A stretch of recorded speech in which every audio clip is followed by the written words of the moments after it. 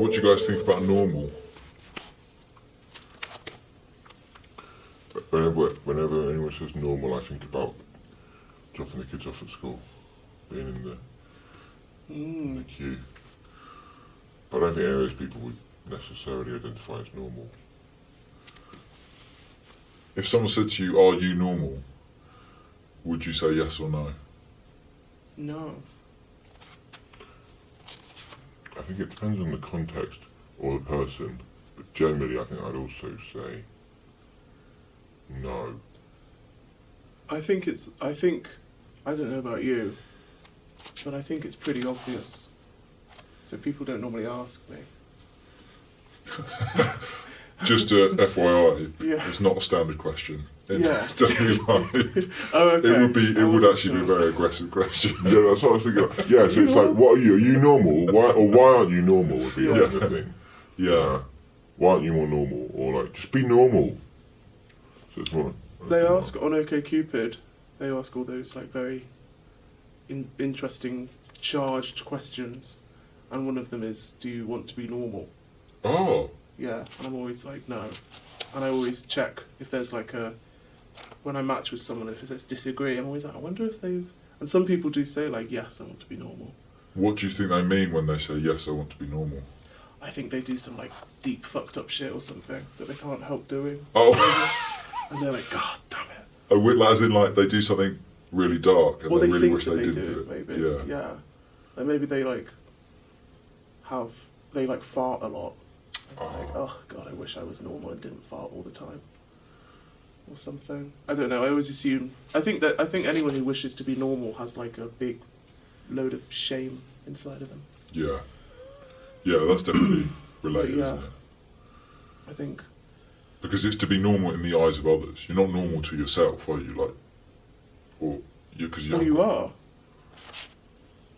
I don't know.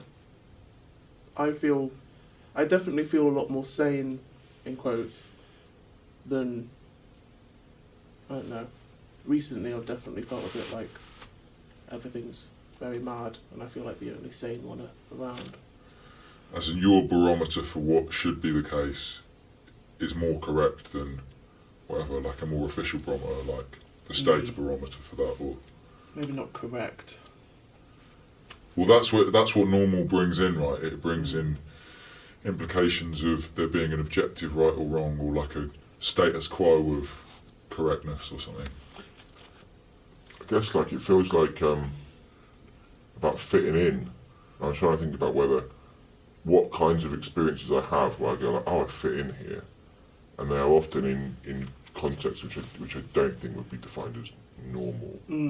So I think they're often in spaces where everyone's come together because they often don't feel like they fit in, and even when they do feel like they're fitting in, it feels like fake, and maybe everyone in the world has that experience, but I think that's unlikely. I think that's being over generous. Well, I think maybe everyone in the world has that experience, but it maybe happens less often to us. Yeah. Like there are fewer spaces where we feel like normal or something. Because I've been in spaces where someone who would probably identify as normal, and you can tell like the energy changes when a normal person walks into a room full of people who are comfortable not being normal, and you can feel this. There's definitely an element of judgment going on or something, where you see like a certain person being like, "Ooh, what's going on here?" Yeah, it's sort of like, you know, I'm willing to go along with the idea, although I really resist it. That everyone has everyone like has this experience of like, oh, I'm not fitting in, or I'm not normal, or I'm like, what's the word, like alienated in this situation, and I'm just passing myself off. Or I've got like whatever it's called, thingy syndrome, imposter syndrome. I'm kind of skeptical about that though. But also, I think that even if you do have all those feelings, it's about what your drive is in the situation. So I think often it's like everyone's going like, we were doing really well at this being normal, and now you've come along and brought this thing in that is like disrupting that. So maybe it's like that. There's also like a desire for normalcy, and it's not that I don't desire normalcy. Sometimes sometimes it would just be really easy if I could just fit in. Like often like kids' parties, for example. Becoming a parent is really Like, you know, I find when I was younger, everyone would be like, oh, there's no such thing as normal. And you could sort of get away with understanding that. And all of a sudden, when you're thrown into, or like being at work, I guess, in you know, proper jobs. But there is something about, like, I've become hyper aware of myself when I'm with other parents that I didn't know before, in a way that I haven't really since I was like an awkward teenager. Yeah. I mean, I would say that parenthood and formal employment are pretty similar things. Yeah. And Yeah. so, like, those systems Yeah, where in you that feel way, the yeah, yeah, discomfort, Yeah. it makes sense that there's like a pushback or something, because those are systems that you inherently aren't willing to subscribe to the system of it, just the experience of being able to make money and have children, kind of thing. Because I feel definitely, I don't know, I was thinking about this the other day of how, like, one of the reasons why I'm a performer and do what I do is to try and make it easier to walk into a room in the future and be less visible or less obvious or whatever, and desensitize people. And then I'm like, well, actually, I probably... And also, like, one of the reasons why I shave my hair or wear certain clothes or whatever is because it's like, you're already looking at me, so I may as well give you something to look at. And then it's like, but if I actually dressed normal and had normal hair and had normal ways of being and had eyebrows, like, maybe it would be...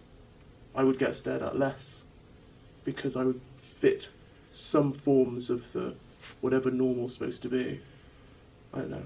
But then I was like, yeah, it's making life harder for yourself. But I'm not.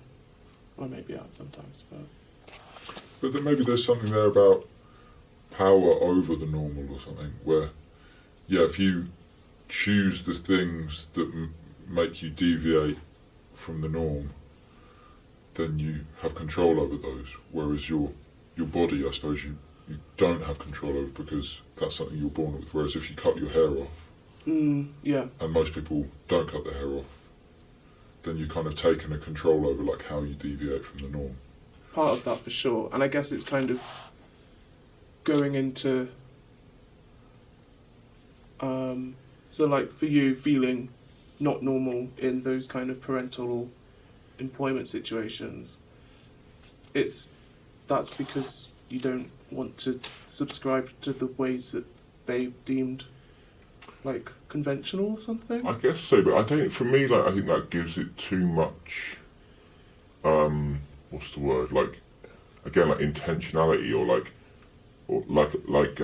it's a politics, where rather than just a kind of felt like a felt thing. It's like if someone says, like, oh, Daniel, oh yeah, he's just like one of those, like, normal guys.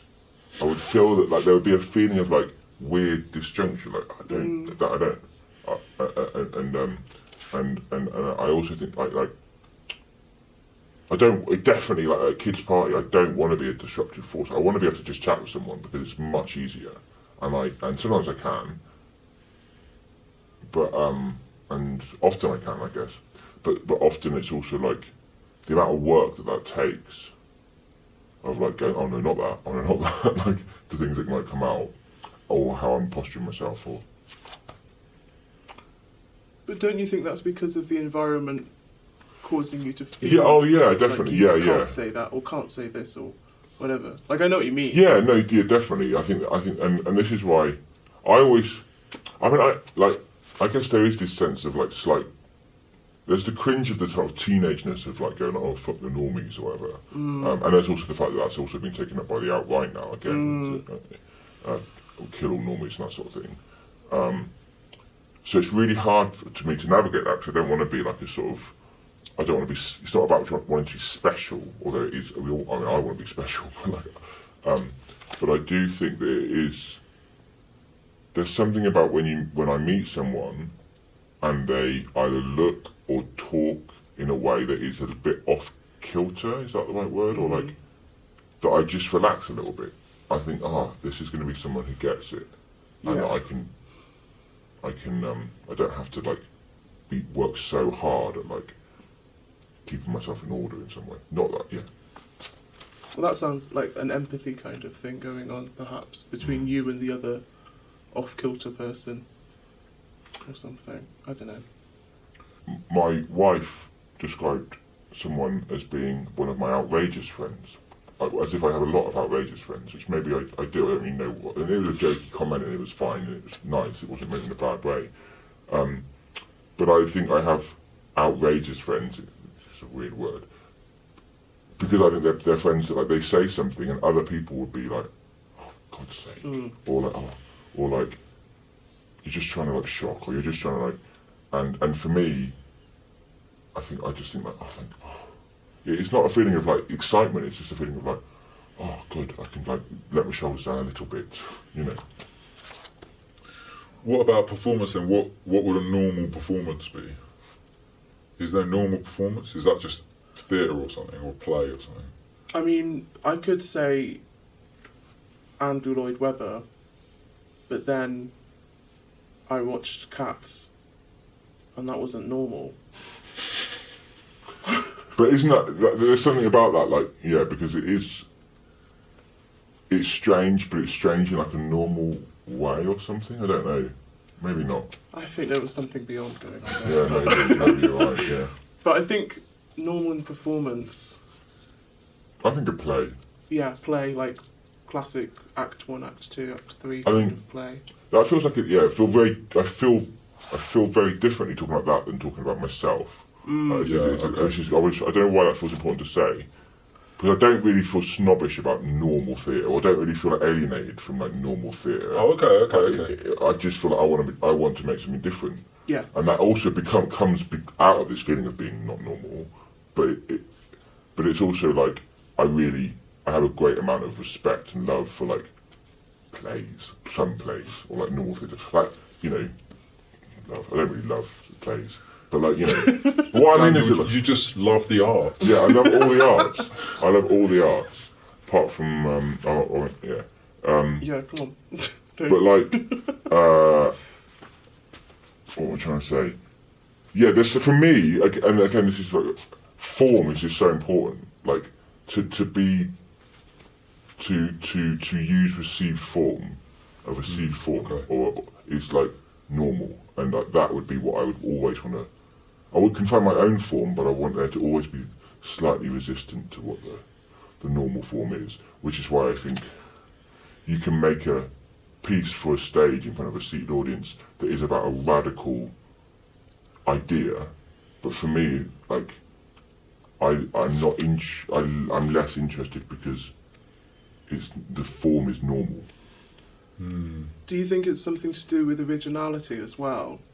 Of, like, because I'm the same way. I still have a decent level of respect for theatre and plays, but it's not something that, like, just interests me in doing myself. Like, it's just not something that I love it when things go wrong, and then I'm like, oh, now I'm really interested. But, like, that's something that they don't have control over, and it's an abnormal situation. But, like,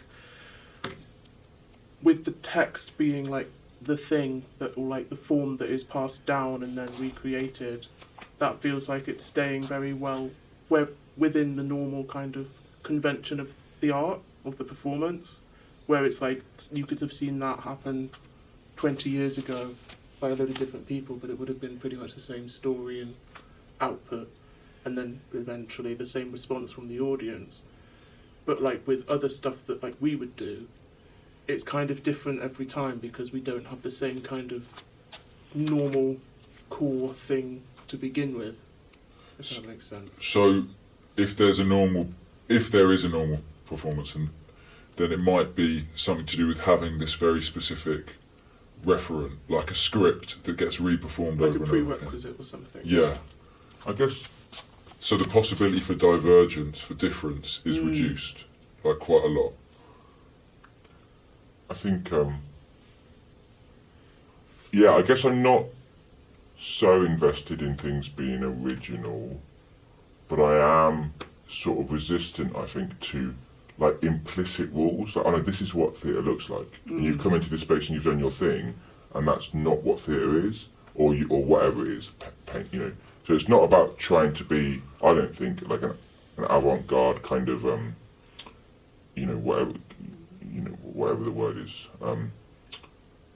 like savant or whatever, like pushing the boundaries as this kind of intentional, like strategic thing to be, but rather like, I don't really know why it has to be like that, and I'd rather it would be like this.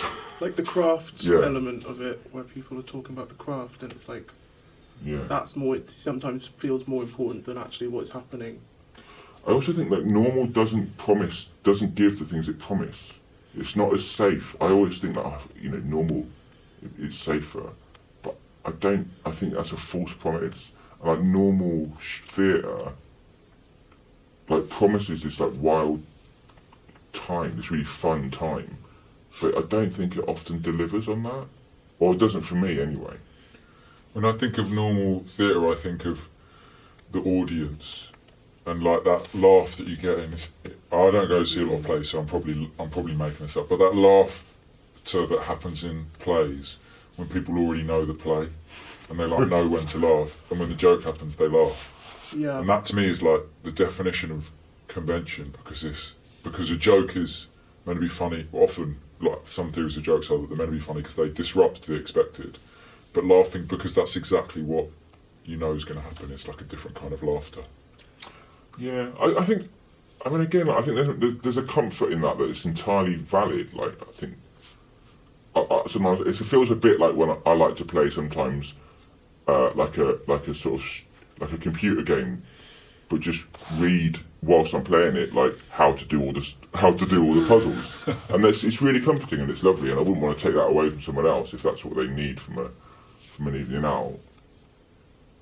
I don't really enter any situation with an expectation of normal, so I never know how it's going to be received.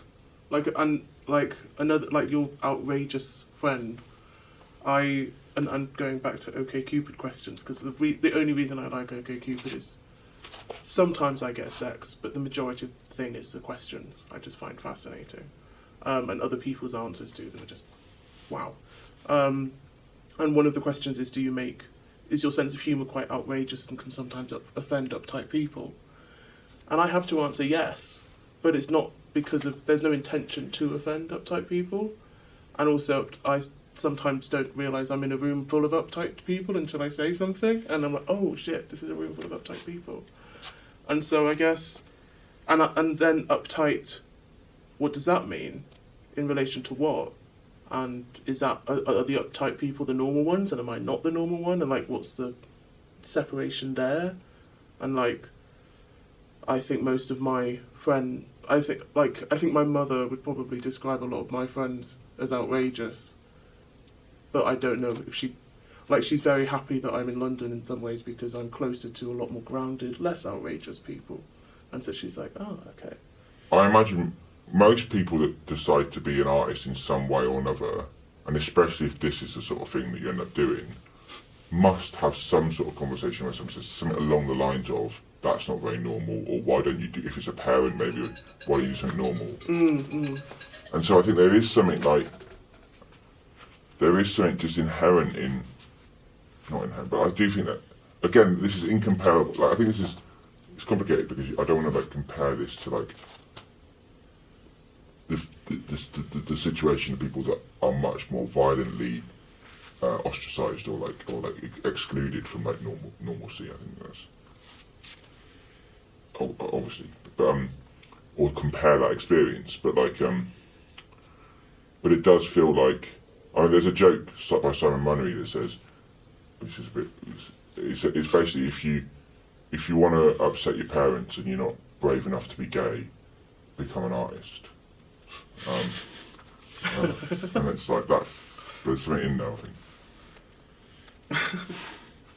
I like that. Yeah, I'm both. Jesus Christ. I think my mum was kind of relieved when I was gay and then got a job in an office, and then I quit the job. And she was like, oh, fuck. But yeah, I think, I don't know. To me, like, I guess I frequently kind of wish that I would have a more normal lifestyle in terms of like capitalism or neoliberalism, if you want to call it that, because then I would be more financially stable and like the future would feel a bit more predictable. in many ways, which But is then that goes back to what Daniel was saying about the promise of normal, because Yeah. obviously that's the promise of capitalism, and then you try it out, and then you get the same result. yeah, for the most Yeah. most part, most people are losing in that game, Yeah, and I the people mean, who are winning are not having the best time or something. I'm sure we individually probably have people who we would identify as normal in some way, where when they find out that we're an artist or about what we do, they go, oh! And there's sometimes a bit, I can sense like a bit of either jealousy or like, oh gosh, that sounds really interesting. And then you ask them about their day or what they do, and they go, oh, it's nothing like that. I work on a children's ward. Anyway. I recognise you. Yeah. Yeah, cool. Yeah, but not them, the shitty normal people. Exactly. Yeah. Normal, normal, normal, normal, normal, normal, normal, normal, normal, normal, normal, normal, normal. You gonna be okay, Daniel, doing this? Yeah. I'm looking forward to it. Normal, normal, normal, normal, normal, normal, normal, normal, normal, normal, normal, normal, normal, normal, normal. I really find that conversation cringy. The things I said. Did you? Yeah, there's just something so teenagey about talking about like whether Yeah. you're normal or not. It's Yeah. like, normal, normal, normal, normal, normal, normal, normal, normal, normal, normal, normal, normal, normal, normal, normal, normal, normal, normal. Normal. 1, 2, 3. Normal!